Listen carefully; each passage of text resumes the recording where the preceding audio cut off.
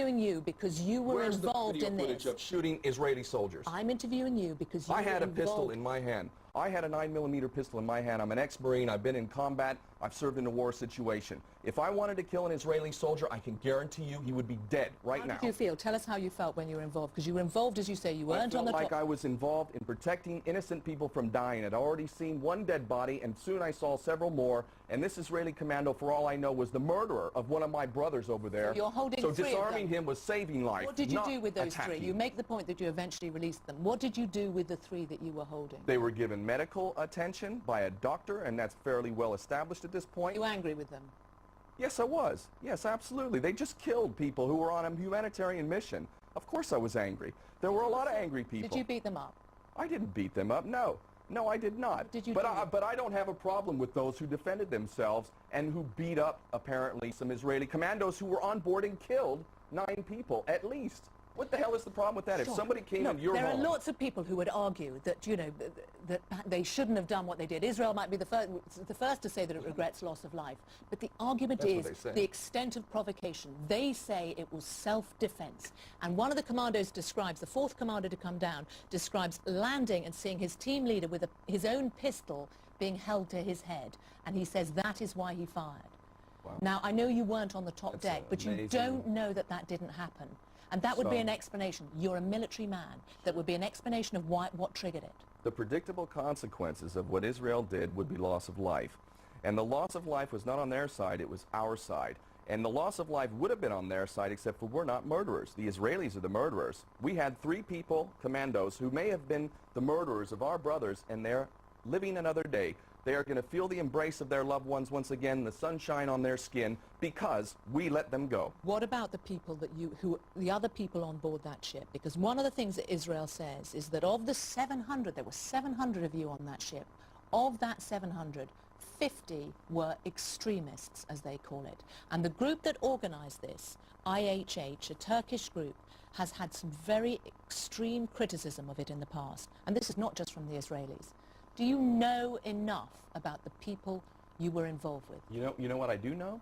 Israel has released a statement, the IDF has released a statement saying that I am involved in, quote, terrorist activity. I'm a radical, anti-Israeli activist, and, this is important, that I was going to Gaza to train commando units for Hamas. So, if you ask me, do I believe Israel when it repeats its lies? No, I don't believe Israel. They are lying consistently, and anybody with their eyes open can see that. Forget Israel. Let's talk about a French magistrate, Jean-Louis Bruguière, who said of IHH that it played an important role in an attempt to bomb Los Angeles airport. I've read that. That whole magistrate situation has been completely discredited. I invite everyone who's watching this program to go and see the evidence used by that magistrate to accuse IHH of any serious terrorist involvement. It's absolute rubbish as well. He also talked of the leader of IHH who was on the ship with you, that he had tried to recruit soldiers for a holy war in the 1990s. You know what? We live in a world of Orwellian doublespeak, where the peacenik is the terrorist and the terrorist is the peacenik. I refuse to accept Israeli accusations when, in fact, they do everything they can to hide the truth. I'll quote Zippy Livni for saying in the invasion of Gaza that the Palestinians in Gaza, there is no humanitarian disaster in Gaza. This is how they feel about it, because if there was... You don't like the French judge, you don't like Israel. What about the Danish Institute for International Studies said that the IHH was a front for funding terrorist groups? Nelson Mandela was a terrorist, according to Margaret Thatcher and Ronald Reagan. So I guess maybe that man is falsely accused as well. Where's the evidence? Where's the evidence? But isn't this changing the ground rules? I mean, this is in terms of what these people... Changing the ground rules? What do you know about AHH? What do you know about what they're doing? It's not my job to go and spend time investigating every activity of every person I deal with.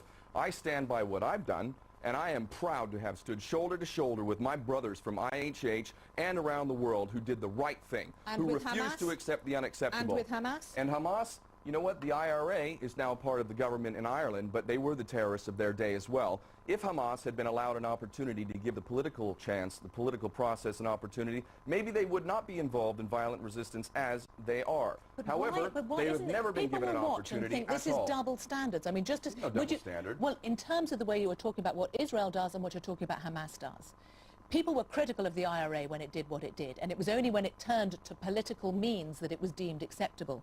Amnesty says of Hamas that it engaged in a campaign of abductions, deliberate and unlawful killings and torture.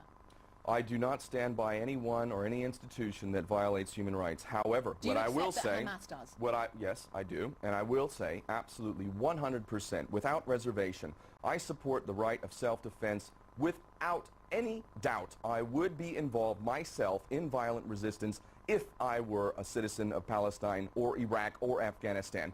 And if I were a citizen of the United States or Britain and someone from halfway around the world came into my country and started stealing my land and killing my family, guess what?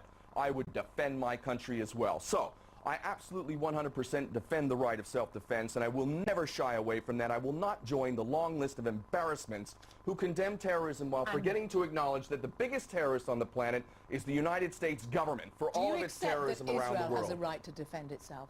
Absolutely, every country does, and that's exactly why the hypocrisy and the lies of Israel are so transparent. Are you telling me we don't have the right to defend ourselves? When I saw dead bodies on that ship and we were hitting people with bars and sticks, we don't have the right to defend ourselves, but they do they? Hamas doesn't recognize the right of Israel to exist. You know what that sounds like to me? That sounds like the African National Congress and Nelson Mandela refusing to accept apartheid and recognize apartheid. I say that Israel, if it wants to be a genuine partner in any kind of peace, needs to destroy its whole ideology of Zionism. Zionism that makes other people goyim, who do not deserve to be in the Holy Land. That's the real problem. If Israel will embrace every people, including Palestinians, equally, human rights respected across the board, then I would challenge Hamas to change its charter and say we will acknowledge Israel. But until that time, I see no difference between Nelson Mandela and Hamas in refusing to accept apartheid or the Zionist Israeli state. The Israeli government, their first job is to defend their citizens. They have rocket attacks from Gaza. They have intercepted, in 2009, the Frankop holding hundreds of tons of war material for Hezbollah. In 2002, the Karine A holding dozens of tons of weapons for Hamas, sailing to Gaza from Iran. They are trying to defend their right to exist. That is why their argument is it's self-defense. And if you believe that, then I've got some swampland in Florida to sell you as well.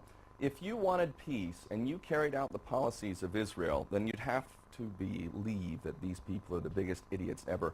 It's like America saying it wants peace, yet conducting state-sponsored terrorism in Iraq and Afghanistan. That's a lie.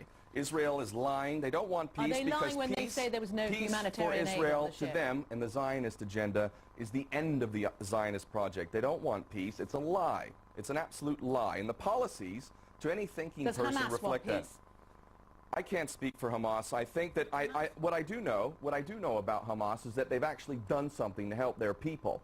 And they have also, I think, helped to give ammunition to their enemies by violating human rights and not doing everything that they should do to respect the rule of law. I'm not going to sit here and defend Hamas any more than I'm going to defend anyone who violates human rights. However, Hamas has done a lot to help its people, and for that it has to be given credit. And it also cannot be bought. And do you not think that the Israeli people would say that of their own government? They elected it.